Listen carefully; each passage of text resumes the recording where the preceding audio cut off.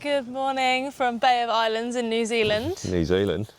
It's 8:08, Lois. Oh, We've got this weird thing.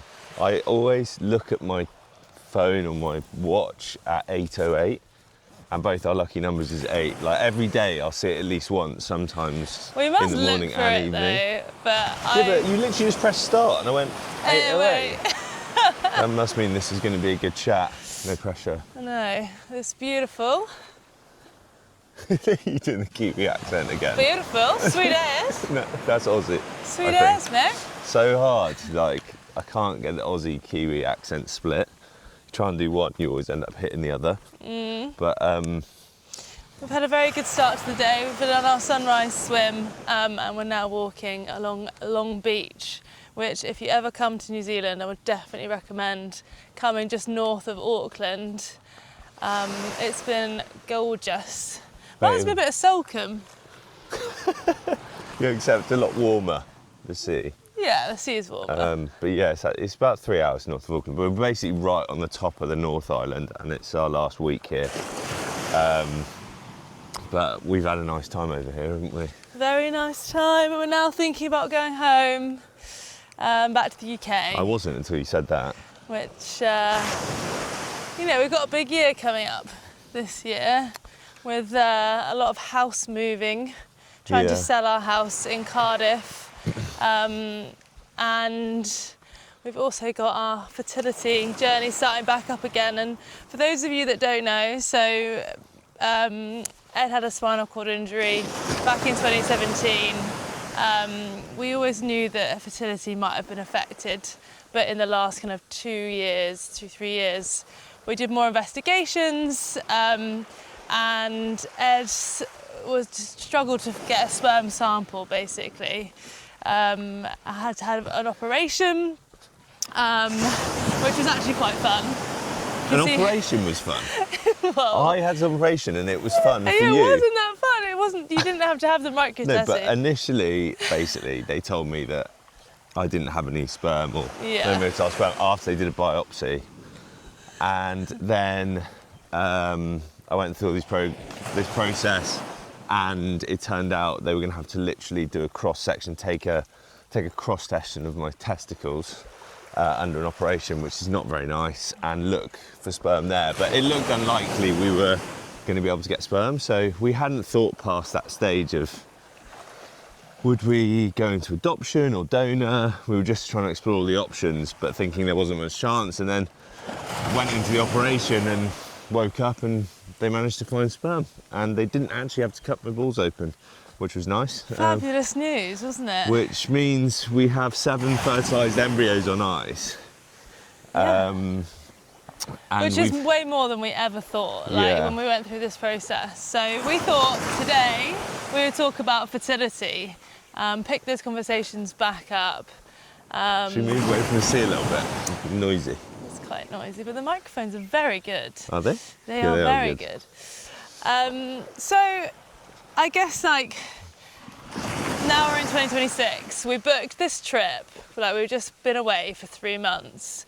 And we purposely did that after we got the embryos, which actually we didn't know if we'd get. So either way, we were going to travel, which was quite a risk, to be honest, because if we had no embryos, if they'd found no sperm, then they would have had to do more tests, and I might have had to do another egg collection. So I'm going to get my feet wet in a minute. You're veering towards the sea. Yeah, they would have had to do another egg collection, so that would have been delayed to this year. So I'm 34, 35 in August. Ed, how old are you? I keep forgetting. I think I'm 38. 37? No, I think you're 37.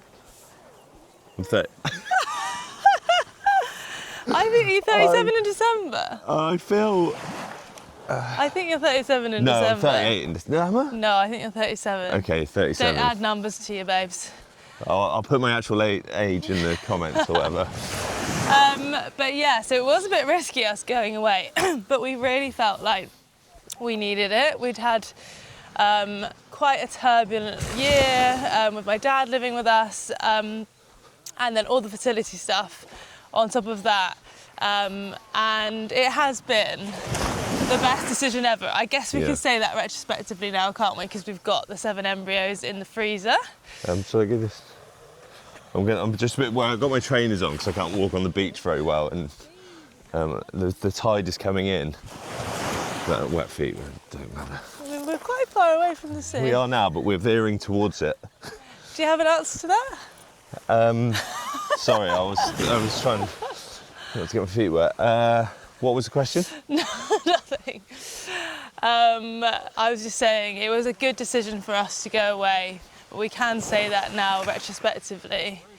Well, it would have been a good decision anyway, I think, 'cause if we had the news that we didn't really want, which was that it wasn't going to be possible, and we had to think about next steps then, like, we still would have had this break to do that, and having that distance and that separation has been really useful, isn't it? Yeah. Think about those next stages in our life, but being able to go away with embryos on ice and with Lois's age and the quality of the embryos, obviously we're still halfway through. We haven't even started putting eggs in yet. That starts next year. Embryos in, so we don't know if it'll be successful this year. God, I lose track of time.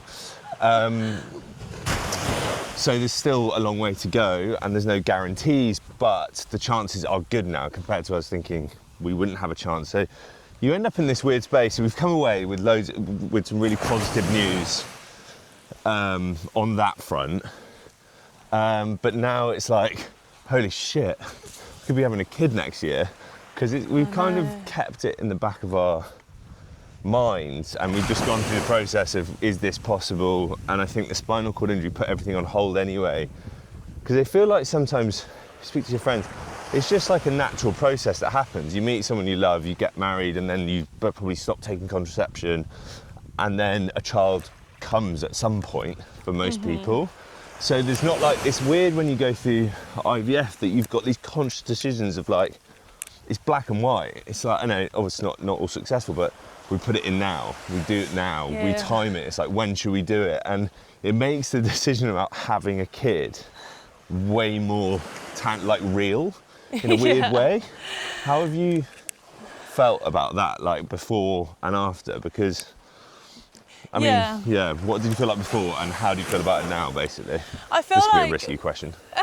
Yeah, I don't want them. Yeah. I feel like before we had the initial egg collection and stuff, like there were so many unknowns, and like I purposely didn't really get too into the detail. I just kind of trusted the doctors and went with it, and I felt like I hadn't even put my mind into the scenario of having the child. I was just like, just get those eggs out, get this sperm out, make some embryos, and then see where we're at. Whereas now we have the embryos, like, I think I am actually I think I'm just quite scared of going through the process. You're obviously opening yourself up to potential pain, which is weird. And we talk about this a lot within our charity, you know, you've got to... What type of pain? Like emotional pain. Oh, right, okay, not like physical Sorry, pain. yeah, emotional pain. Because I'm still got a bit of a worry, which I know is like probably quite irrational, of it not working out. Like, because technically me and Ed could have got pregnant naturally. Like his sperm were fine, the ones that they got from his procedure. They were less motile, and there was less of them, and you know, there's understandable reasons why it didn't get to that point, but there is also the chance that it just won't take in you, not exactly. compatible. So, and of course, that's where your brain goes. Yeah, that's where your brain goes. Immediately start thinking of the downside. So I'm a little bit worried about that, and then I am a bit just like keep delaying when I might do the implantation or the transfer, because I'm like, oh well, I've got that thing to look forward to, and I'll do that first, and it'd be nice to not be pregnant then, and then you don't even know whether you will be pregnant. So there's probably a lot of like worries going on in my head like that, but I think we just like this coming away has helped and hindered, would you say? Well, we've been walking around going, well, this is our last walk of freedom. Which is ridiculous. We're all going, oh well, life's going to be over when we have a kid next year, which of course is a load of rubbish, but those of you listening who have got kids, I mean, everyone we've spoken to, we spent a lot of time with friends out here who's got little kids as well. And it's amazing in so many ways and really hard work in loads of ways. And everyone says the same thing. Your life changes dramatically. Some things get harder and you have to miss out on some stuff, but also in so many other ways, it gets so much more magical and amazing. So the problem is, I think the way our lives have been, we've been very fortunate to be like that. We do get to travel a lot, whether it's with the charity or with work, or we've got that sort of running wild, ambitious in terms of adventurous mindset. And that's one thing that probably, definitely gets curtailed a little bit or has to change massively when you've got kids. So actually being somewhere where we're doing that on the other side of the world kind of gives you quite a stark contrast of what you can and can't do. But I want to know how you felt about having kids 10 years ago before the accident, and then 5 years ago, and then more recently. Like, do you feel more pressure to have kids, or do you feel like you're more broody all of a sudden? Like, I think when I was growing up, I just always assumed that I would have kids, and like, I don't know whether that's a societal pressure that you just kind of like, women have kids, like in my head. So then, but then I wasn't broody at all. I didn't really think anything of it. Like, we were just having the most fun ever, weren't we? yeah. But I just kind of thought it would probably happen one day, and then obviously the accident happened. And how weird is it that like the first thing that I shouted when Ed was in A&E, like his stepmom took me out into the waiting room, and apparently I just like hugged and cried and was like, I want his babies. How old were you then? 25? 25, I mean, you 26? can't blame you, really. I mean, look at you. Yeah, I mean, yeah. It's just, you just give that off so much. Yeah. So it clearly was in the subconscious. But then I think we just had so many other life struggles to get on with, didn't we? Like you trying to learn to walk again, and then us starting completely different careers, and it just kind of took a back seat. But and then we definitely went through a stage of not wanting kids, didn't we? Yeah, well, I think it wasn't as clear as that. It wasn't to do with children itself. I think it was also, we've done some work on it, haven't we? Like, driven a lot by the fact that we didn't think we would be able to.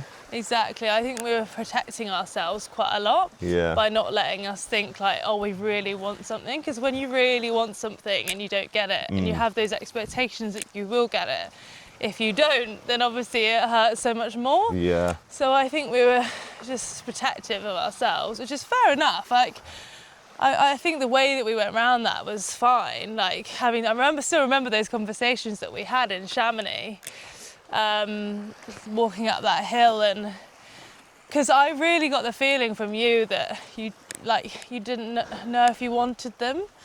And I couldn't tell whether it was you protecting. And I couldn't tell whether it was me protecting either. And I think my brain had started doing that reframing as a defence mechanism, because I didn't know if I was going to be able to walk again. I knew I wasn't going to play rugby again. So if I focused on those things that were uncertain and out of my control, I was getting depressed, basically. So I'd learned to just focus on what was in my immediate control, and also try and let go of those expectations, because I didn't have control over them. And having a kid, or whether I was going to be fertile or not, was one of those. So I think I was telling myself I didn't need them, I didn't want them, which in a weird way, could be true. A lot of people decide not to have kids. We've got some really good friends that have decided not to have kids, and there's no doubt they've got more money, they've got more freedom, they've got nice little nieces and nephews to play around with. And I think becoming friends with them, and they live between Chamonix and the UK, and it's not just these guys. I was like, ooh, that's a nice life. Maybe if I can't have kids, that's not such a bad thing. And like rightly so, like it is talked about so much more now, isn't it? Not having kids, like whereas like 30, 40 years ago, it was like an expected thing for a woman to have a child. Yeah. Whereas now, I don't think it is. It's quite normal, and I mean that's probably why, if you've seen on social media, a lot of chat about the birth rate declines. Like France has just issued that when everybody turns when everybody turns 30, they'll get a letter stating their fertility options, and there is a decline happening, which it proves that women have more choice, and women are probably choosing career or they want a better man, don't they? Well, luckily I've got a perfect man though, so it's okay. Yeah, but it's a contentious thing, isn't it? Because it's just like, okay, well, it's like men be better. It's not our fault, we just need men to be better, which I think there's a lot of truth to that, because there's a lot of shit blokes out there, but there's a lot of great ones as well, and it's a natural swing, isn't it? Because women are now way more independent financially, and they're more career driven, which is great and how it should be, but now the dating pool's getting smaller because their expectations rise, and it's the dynamics shifted, and that's affected birth rates, and now it's completely normal and acceptable to not have kids. And I think in our parents' generation, it was just a done thing. I know my parents, most of our age, the next generation above, you just got married, you had kids, you normally did it pretty young. It was just no questions asked, that's just how it went. And now there's so many more forces at play. We've got loads of mates in their late 30s, 40s, who have basically been single their whole life. Yeah, or just short-term relationships. Really. And I mean, there's I think we should do a whole episode on relationships, shouldn't we? Because there's so much we could go into around that. But yeah, I think with fertility, it's amazing what they can do now. Oh my God, yeah. The science is mind-boggling. Yeah, so even though women are having children later, it's the science is incredible, so that they can usually create a child from IVF. So it does mean that people can have a delayed decision with that. But yeah, I've been so impressed with our clinics. The RGH have been amazing. We've still got the next part of the process. So how are you feeling going back home and knowing that you actually could be a dad in the next year? Well, in the next year, yeah. I'm excited. I am excited because, like I said about praising the downside as a defence mechanism. Now I know that it's, more than likely, or at least a good chance. It was funny coming away on these trips and having the headspace. When I went to Kyrgyzstan, that was probably the one that was the biggest shift, because I had 3 months with no signal, in the mountains. And I remember coming back, and you can reach a deeper level of thought in those situations because you're not being distracted. We've got a doggy saying hello. Doggo. Hello. I remember coming back and just being so clear, or sat out there and just being if it went either way, and at that point we still didn't know, we were going through the first stages of IVF. If I could choose either way, I would choose to have kids. And I came back and told you that, didn't I? Yeah. I was like, look, whichever way it goes, we'll be fine, we'll have a great life, but if I could choose one or the other, it would be to have kids. And I think it was the first time I'd probably admitted that. Yeah. And actually spending time with kids out here has got me even more excited. Has it? Yeah, the last people we stayed with, the Parkses, they've got 4 under the age of 6. Was carnage. Luckily they're the most chilled parents in the world, but we got there and all the girls, there's 3 girls and a baby boy, and they all decided, new people are here, so let's take all our clothes off and get on the trampoline. And then they were running around in size order the kitchen screaming with their pants on their head. And we're really excited. Yeah. And Mum was trying not to laugh at them, but you just can't help it. Yeah. So I'm not sure 4 maybe. But let's start with 1. Let's start with 1 and see how it goes. But it is amazing, you see your friends, and even looking from the male perspective, you're looking at the dads, and I've known some of these people for quite a long time, and the way they look at their kids and hold their kids, and of course at the same time, sometimes they're like, fucking hell, just go to sleep or give me a break. But the love or the passion is really exciting. I'm looking forward to feeling that. Yeah. Me too. I think Have you still got any concerns about having them? Like, what are your biggest worries about becoming a dad? I think it's just the rocking the boat thing.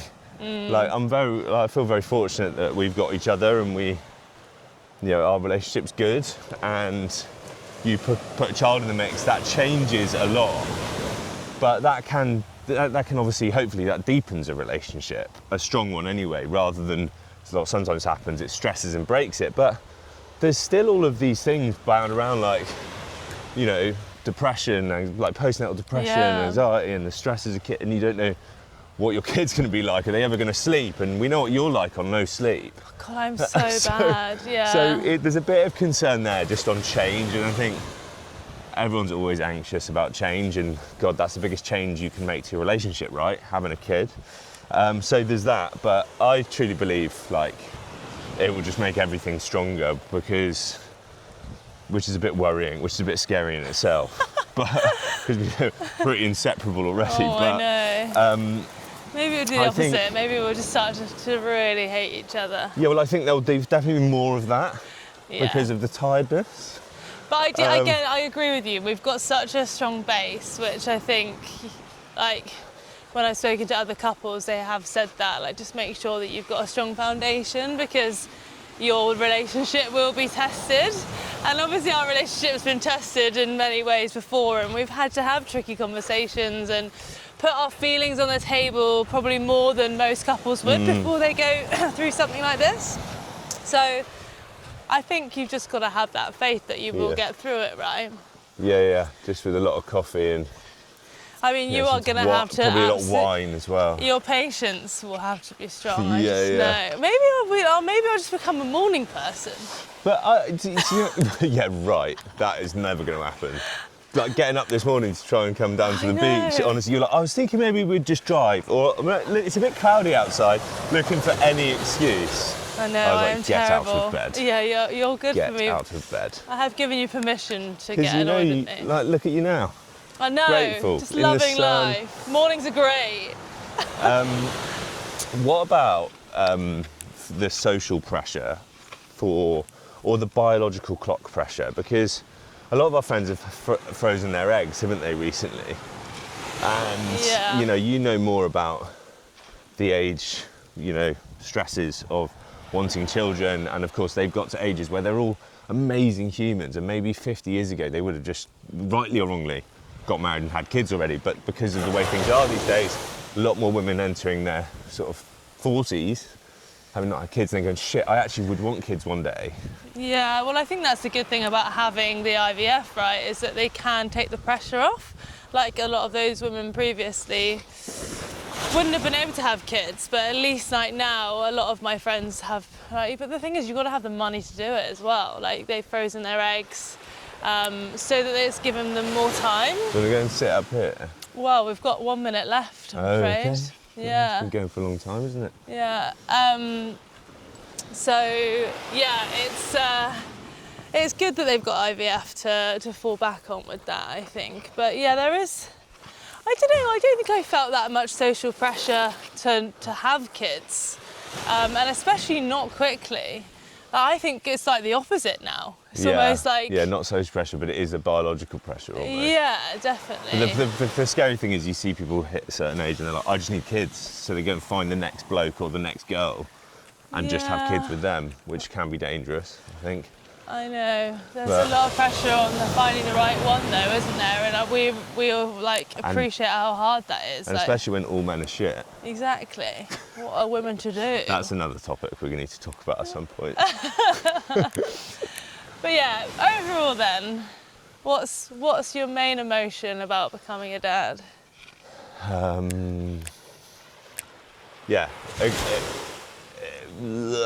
Excitement, definitely excitement, but also with a bit of trepidation. Change is always scary, everyone knows that. Yeah, but I feel way more ready. Yeah. Like, I just feel like it's right, Like, whereas before I didn't know whether it was right, whereas I just feel like in my gut, I am meant to be a mum. We can do another episode on, seeing we've got no time, on what we think we're going to be like as parents, because it'd be funny to watch it back. Yeah. in like a year Yeah. after we've had the kid and realised we were completely different. Yeah. But we'll see. That's for another day. Yes. All right. Anyway, over and out from New Zealand. We're coming back to the UK soon. Bye bye. Bye.